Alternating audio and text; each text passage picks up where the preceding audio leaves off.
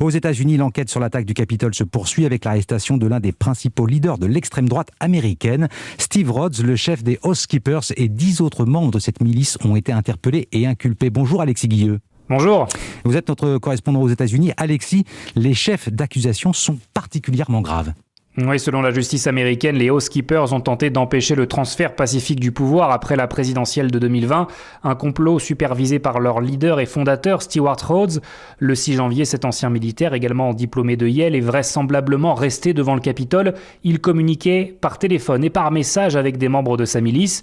Plusieurs sont entrés dans le Parlement à la recherche de Nancy Pelosi, la leader démocrate de la Chambre des représentants. Selon l'acte d'accusation, d'autres miliciens étaient eux stationnés en Virginie, à 2 pas de Washington. Une force de réaction rapide, prête à intervenir en cas de besoin.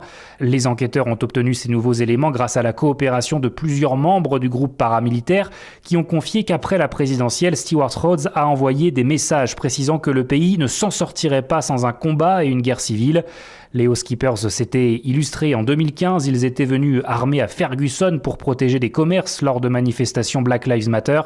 Ils avaient ensuite apporté leur soutien à Donald Trump dès 2016, avant même son arrivée à la Maison-Blanche. Alexis Guilleux, correspondant d'Europe 1 aux États-Unis.